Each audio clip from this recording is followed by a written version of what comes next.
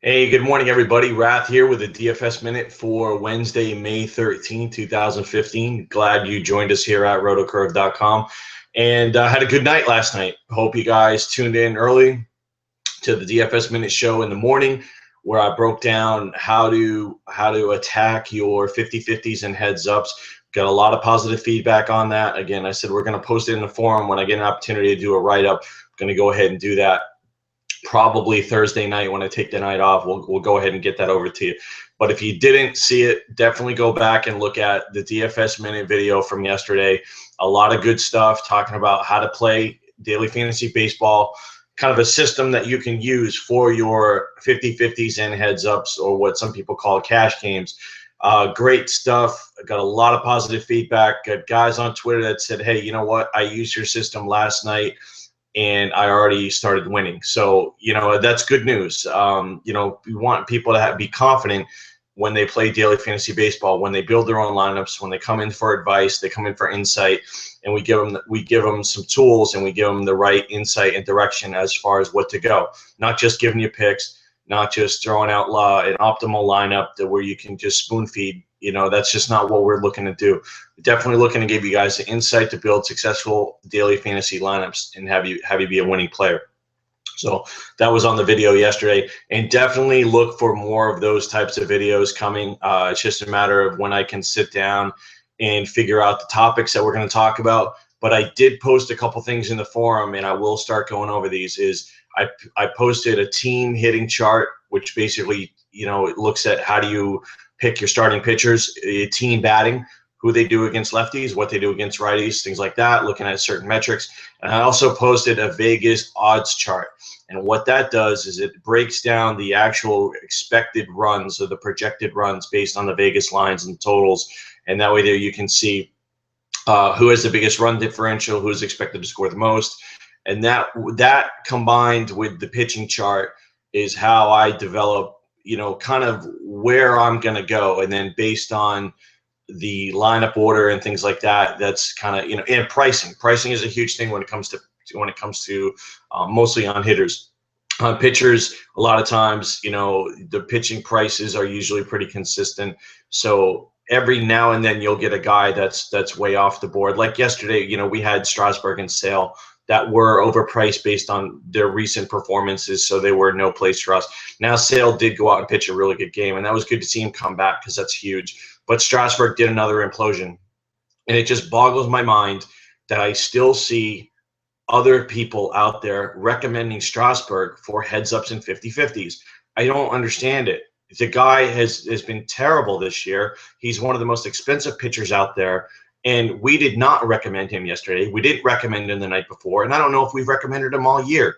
It's just not the smart play. It's too high risk. You want to play him in a tournament, you want to fire an entry, especially two pitchers where you're not wholly invested, that's fine, because almost anybody's in play when you're talking about a large field tournament, especially on two pitchers, where you're looking to get the right combination of guys, especially on a value play, and you're looking for upside.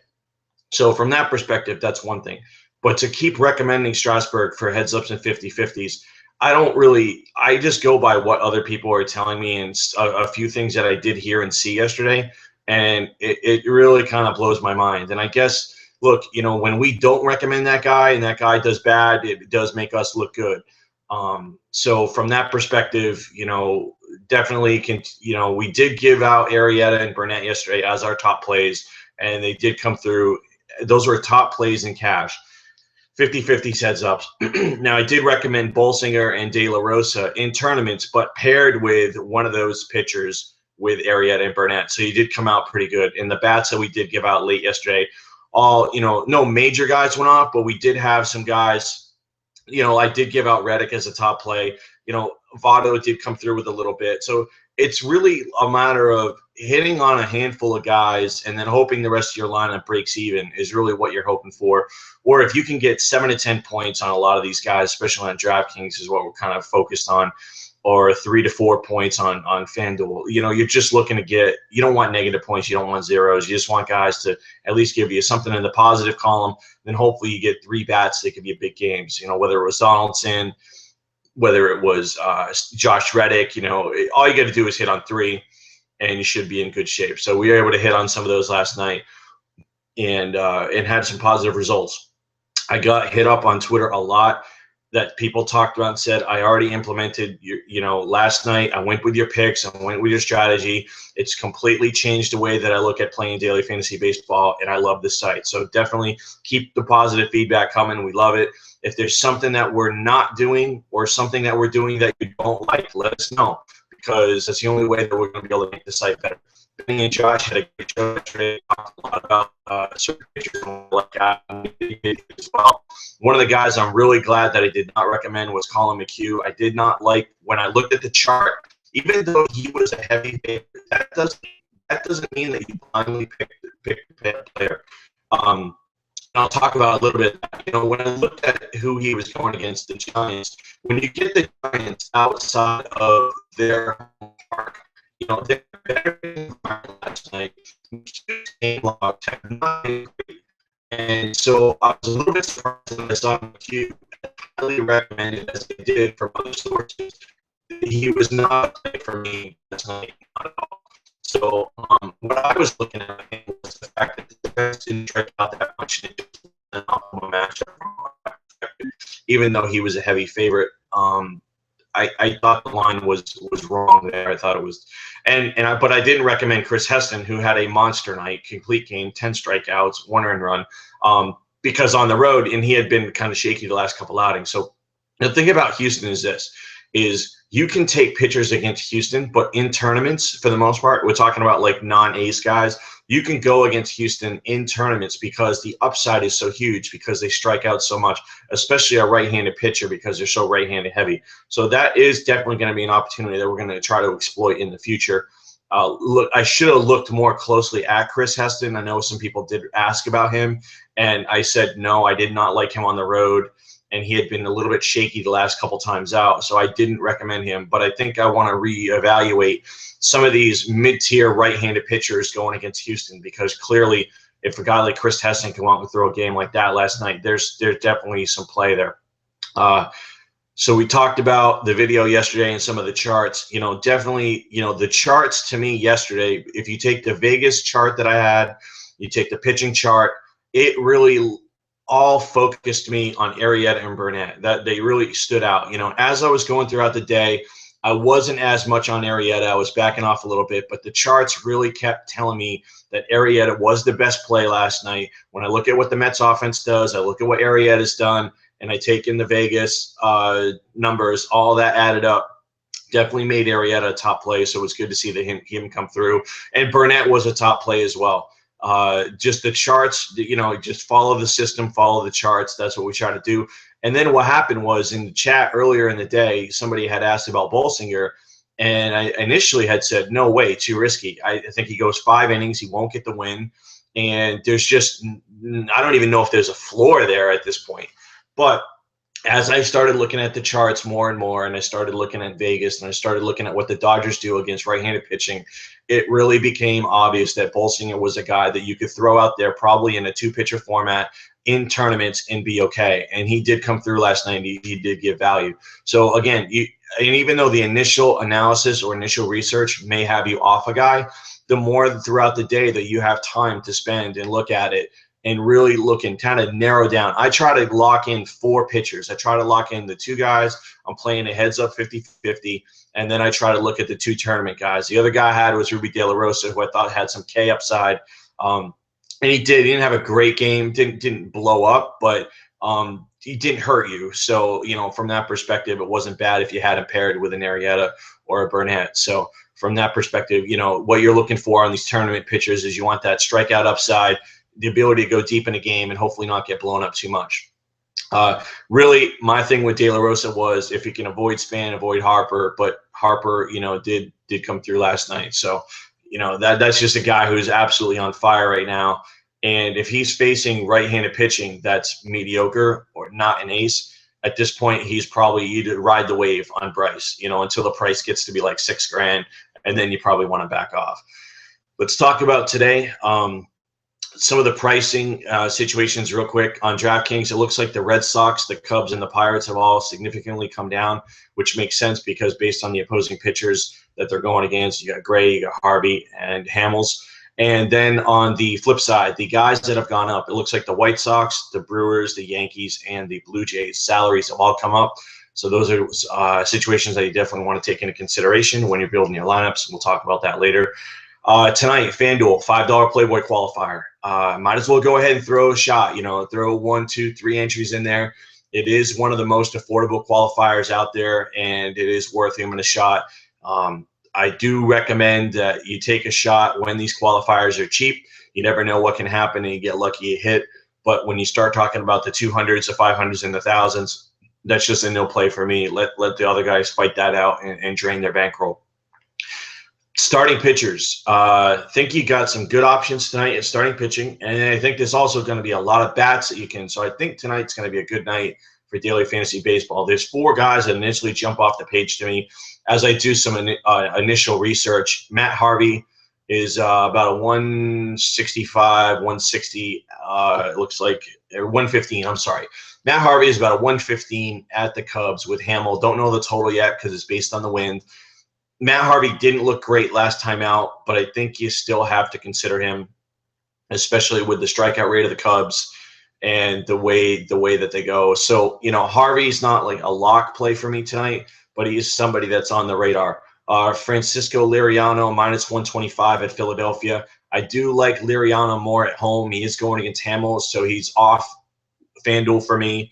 Not a play on FanDuel because the likelihood of a win is diminished. So Liriano is going to be probably more of a 50-50 heads-up play for me on two-pitcher site, whether it's Fantasy Aces or DraftKings, depending on the pricing. Sonny Gray looks to me like the best option today, and he's about a 150 favorite at home going against Wade Miley. The total is 7. These totals are pretty low. The total in that Philly game is 7 as well, so that's something that we look for. When I talked about the system yesterday, Sonny Gray is really the guy that fits the system the best today, in my opinion. You're getting a stud ace pitcher at home, going against an offense that's struggling a little bit, and going against a very weak pitcher in Wade Miley that can get roughed up. The total is only 7, and Sonny Gray has been really good this year. I still think he's cheap. I think his price is a little bit underpriced still. Arguably, you could say he should be a $10,000 pitcher. And on DraftKings today, he's not. So I like the price on Gray. I like the matchup. I think that Gray is probably going to be the guy that I'm going to roll with in almost everything. As I do my research throughout the day, we'll see what happens more. But I can't imagine I'm going to get off Gray too much. So I think that would be the way to go. Shields is a slight underdog at Seattle, going against Taijuan Walker with a total of 7. Do like the strikeout potential with James Shields. Of course, he's a guy that can go out there and get you double-digit strikeouts. The park factor is about the same, and he's a veteran pitcher, and Taijuan Walker's really struggled this year. So Shields is probably going to be a guy who's pretty safe tonight that you can definitely look at. I talked yesterday about one of the things that you want to look at as far as if there's any left-handed pitching, you want to start looking for right-handed bats immediately. That's where your power is going to come from, and that's the best split differential that you're going to get. When we talk about split differential, it's left-handed bats against right-handed pitching and right-handed bats against left-handed pitching. Those are the hitters that you want to target first and foremost. You do not ever want to take left-handed hitter against a left-handed pitcher unless it's an extreme situation and the pitcher has reverse splits, meaning he doesn't get lefties out, and the hitter actually has a good record against left-handed pitching. So it's a very extreme situation that you would only take with an elite hitter. I can think of a couple guys off the top of my head. Anthony Rizzo would be a guy potentially that you would take against a left-handed pitcher that is not very good. That's one of the only situations, maybe a guy like Joey Votto. But it's very rare that you would ever take a left-handed hitter against a left-handed pitcher. It's something that you just don't want to do unless the circumstances do call for it, which, again, are extremely rare. So right-handed bats today, we have a lot of left-handed pitching.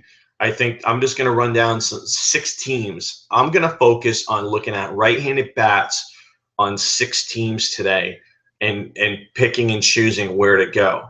Giants. The first guy that jumps off the page to me is maybe a guy like Justin Maxwell. Usually hits 5th against left-handed pitching. He's got good pop, and he's extremely cheap.